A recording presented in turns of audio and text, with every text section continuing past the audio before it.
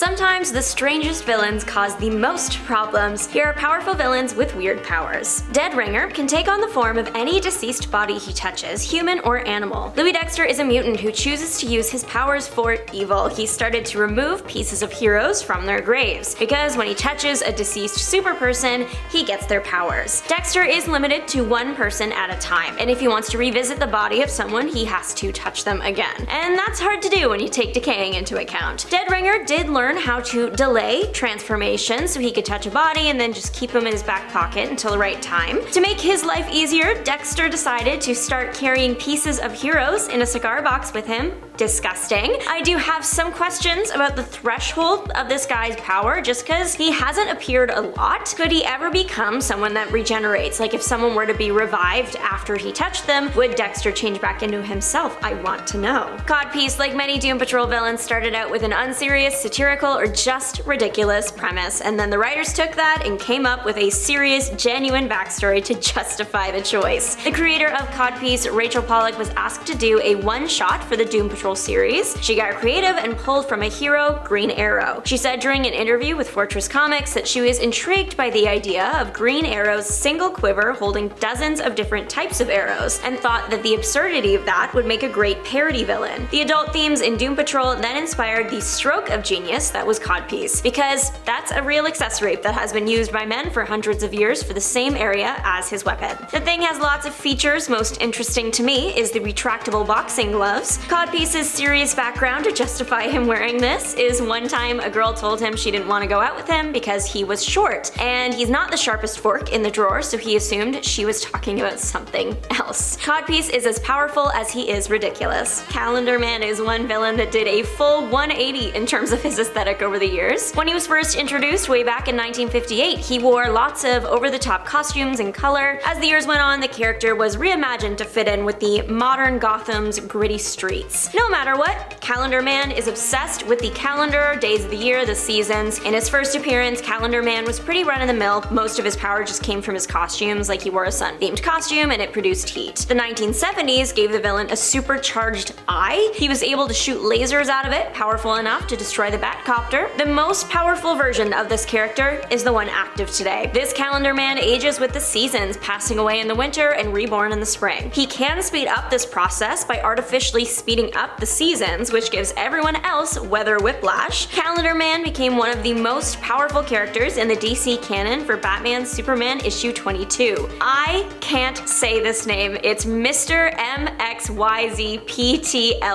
He gave Calendar Man a magic hat that allowed him to see outside the panels of a comic. This let him attack other characters from the past and future in the present. He was even able to erase stuff out of existence by crossing it out on the page with a pen. The villain took on Batman and Superman and nearly won that fight, but only lost due to a momentary distraction. Stained Glass Scarlett is one of my favorite Marvel villains, but even I have to admit her powers can be a little bit weird. Originally, this Moon Knight villain started out only able to form psychic bonds with people, and that would only work if the other person was on board with the procedure. With each appearance of the character, her power grew though, along with her villainous intent. After being reborn, Scarlett's body transformed to be made of stained glass, which looks really cool. Sticking with the theme, she also now controls glass, and I don't think I need to clarify why someone with the ability to throw thousands of glass shards in varying sizes would be considered powerful or dangerous. In addition to her supernatural powers, Scarlett trained in martial arts and weaponry with a special focus on the crossbow. Scarlett worked her way up in the world, starting out as a normal human woman in a tough spot, but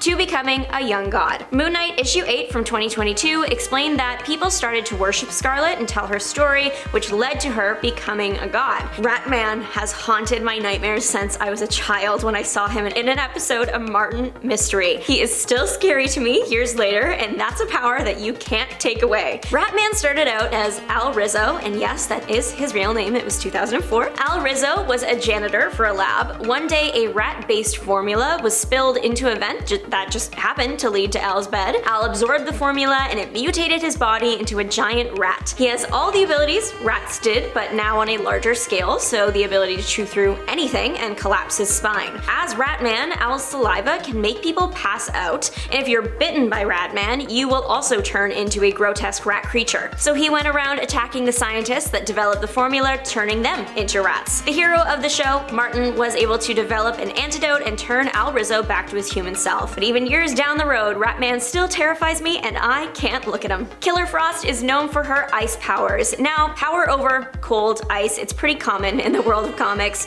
but what makes her unique are two things. A, if she hits absolute zero, she freezes solid, technically suspended animation, and obviously she isn't immune to her own cold because why go with the option that makes sense? And B, Frost has discovered a way to freeze someone's reason, and this even worked on Superman. The cold apparently causes a brain fog that can turn the victim into Frost's pawn. Now you might be wondering why Superman didn't just use his heat vision. He did try, it's just heat doesn't have much effect on her. I mean, if her weakness is going to be extreme cold, why not make extreme heat a strength? This fight with Superman took place in DC Comics Presents 17, and with the help of fellow hero Firestorm, the pair were able to make the room so cold, Frost froze. Now this was all about the version of the villain introduced in the 1970s, but the character has been reimagined for modern audiences plenty of times in the comics and for the screen. Ego the Living Planet is really weird when you think about him too hard. There are a lot of things that we just accept as comic fans. I mean, if you don't, your sanity will be hanging on by a thread or totally gone. But when you really think about it, what do you mean there's a living planet that can read minds, or that said planet can move at almost the speed of light and devour other planets as a means of survival? That's weird when you think about it. Also, Ego once fought Alter Ego, another planet which is an eviler version of him, just overall bizarre. Styx and Stone have very different origin stories but are now connected for life. So Styx was homeless and Stone was on a team of scientists doing experimental cancer research. The team of scientists were offering compensation for anyone willing to be experimented on, so Styx signed up. Stone had a theory that he was prevented from testing because it would be unethical to test.